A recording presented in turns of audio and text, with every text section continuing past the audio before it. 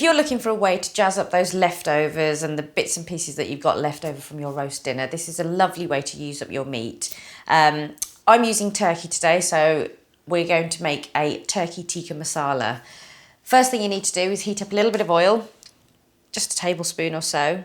And into that, I'm going to put in some lovely whole spices. So when you've cooked your meat once and you want to add some extra flavours in there, it's all about jazzing it up. So that's why I'm using lots of whole spices.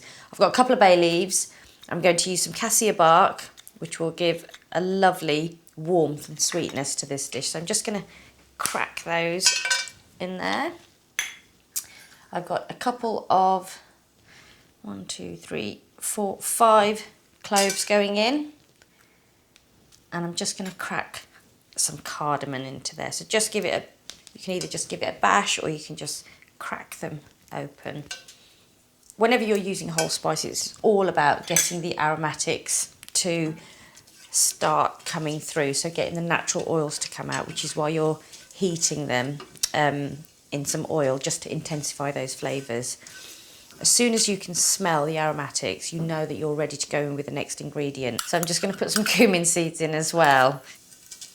What I've done today is I've used some onion here that I've just minced in a blender. And the reason that I've done that is because I'm doing a tikka masala sauce, I want that sauce to be really smooth. If I was doing a normal tomato-based curry, I'd probably have chopped it because I don't mind that chunky flavour. But this sauce I want to be really smooth, so I've blitzed my onion. I'm just going to pop the onions in there. This probably will make you cry a little bit because whenever you mince the onions, it does get a little bit more potent. So just stir that through. We don't want the onions to colour too much. We just want to toast off any of the raw flavours. So this is only going to take a few minutes, just until it just starts to turn brown. So I'm going to leave that in there. Whilst that is browning away, I'm going to get some more flavours in there. So I've got a chilli, which I'm just going to roughly chop up and just put that into my blender. I've got 3 cloves of garlic, again roughly chopped into the blender. And a nice big piece of ginger. I don't spend ages taking the skin off the ginger. You don't need to really. If it's a nice fresh piece, all you need to do is wash it. Just make sure you wash it and give it a little scrub to get rid of any of the soil and so on. And then you can just blitz it all together. So give that a good blitz.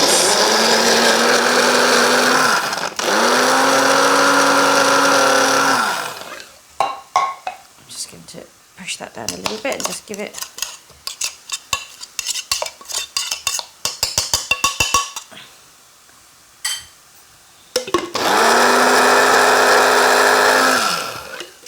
and that's what we're looking for, nicely minced up. So just think about the dish that you're cooking. As I said, I want a really nice smooth sauce, which is why I'm blitzing everything today. There we go. So I'm just going to pop that in. So give this onions a stir. They're nearly there. I just want them to go slightly more golden in colour. And then I'm just going to pop in my onions, ginger and garlic as well.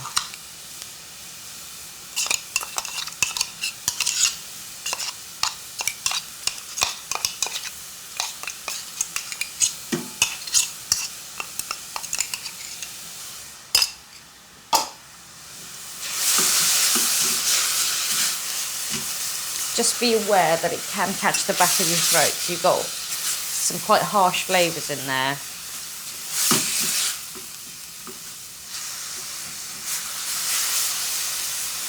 There we go. So whilst that's cooking away, just be wary of the temperature. You don't want it too hot. If it does catch on the bottom of your pan, just put a little splash of water in there and that will just lift everything off. What you don't want to do is keep adding lots of oil because you don't want your end dish to be really greasy. So keep an eye on it. But whilst that's browning away there nicely, I'm going to blitz up some of my spices that I need for the next bit. So I've got another, there we go. I'm going to put in some coriander seeds, so a nice big heaped teaspoon and a half of coriander seeds and cumin. And I'm just going to blitz that together.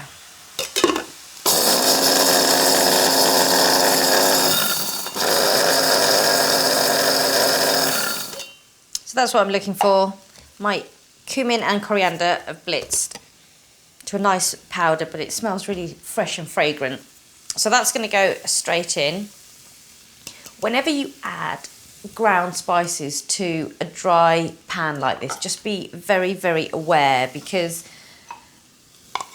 ground spices burn much more easily because there's just such a larger surface area for them, or of them.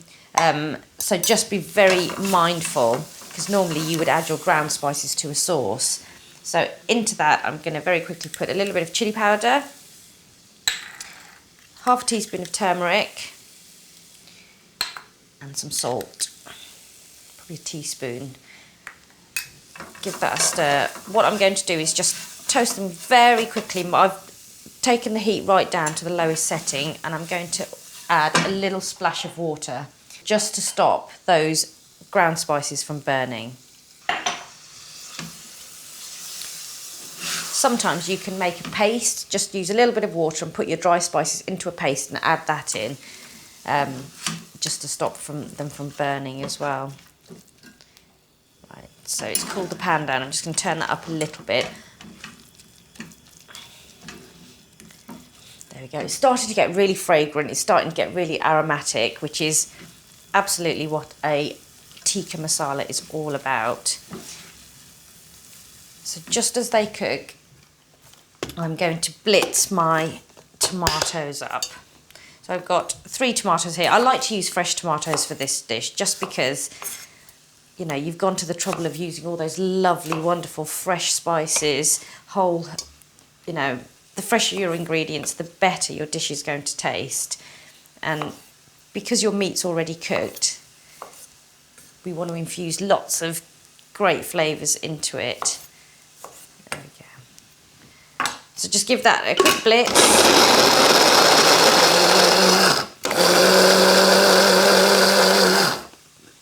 And that's what I'm looking for, just a really nice tomato puree.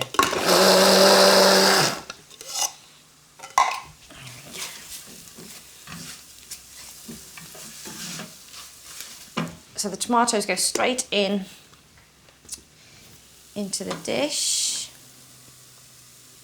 And I'm going to put a little touch of water just to swill that out as well. And turn my heat up a little bit so that the tomatoes can start to cook and that sauce can start to come together. I'm going to let that cook for a couple of minutes, just because whenever you're using fresh tomatoes, we just want to let them soften, and we want the acidity that's in them just to cook through a little bit. So whilst that's cooking down, the key ingredient of a tikka, it's all about the cashew nuts. So that's where the flavour comes from. So I've just got some lovely raw cashew nuts here, and I'm going to give those a little blitz just to get a nice fine powder. You can, if you want to, just buy them already ground, but as I've got them here, I thought I'd just do it myself.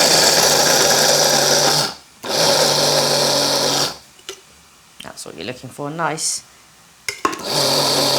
sand-like consistency. So what cashew nuts will do is they will add that lovely creamy flavour and the distinctive tikka flavour, but also they'll help to thicken the sauce up as well. So you can be as heavy-handed or as light with them as you like. So that sauce is lovely and thick now. So into that I'm going to go straight in with my cooked meat.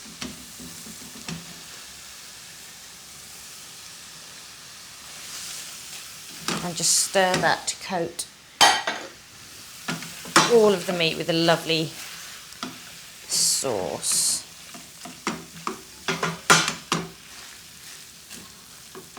Great way to use leftovers. It just adds so much more flavour than putting it in a sandwich or anything like that. Into that I'm going to pour in some lovely cream. And just be careful with your temperature when you're putting your cream in, so just reduce it a little bit.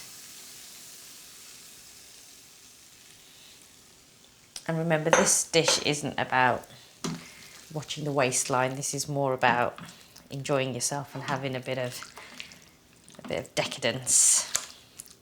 If you did want to go down a slightly healthier option, you can by all means put a bit of yogurt in. So I would just put a little bit of Greek yogurt, mix it up with some water and pour that in. That'll give it a slightly more tangy flavour rather than a creamy flavour, but you know, you can mix things up if you like. So into that, I'm going to add my cashew nuts. I'm probably going to put in about 2 tablespoons worth for the flavour. And we just need all of this to cook together. It won't take long because the meat, as I said, is already cooked through. Some people like a really nice thick sauce like this, but if you want to loosen it up a bit, all you need to do is just pour a little bit of hot water into it, and that will give you a bit more of a gravy. But that's looking really lovely. So I'm just going to get a spoon, just to have a little taste, make sure the seasoning's okay.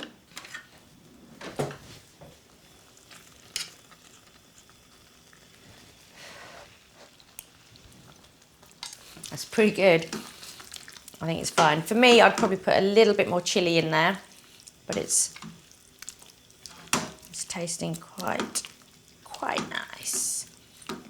So once you've got to this stage and it's all cooked through and it's all come together, the last thing you need to do is just put in a little bit of fenugreek. And fenugreek gives it that, almost that curry aromatic. So a nice big handful. You should be able to find fenugreek in most Indian grocery shops now, but this is the herb rather than the seeds. The seeds are much more bitter. If you can't find it, then I'd just miss it out really. So stir that through. Turn that heat off. So I'm going to serve this up with some lovely plain rice. Now there's an amazing way to use up all of that lovely leftover meat from your roast dinner. The only way that you want to serve this is with a beautiful bowl of hot steaming basmati rice. If you love cooking, I've got loads of other recipes that I want to share with you, so please check out my YouTube channel and subscribe, it's all free.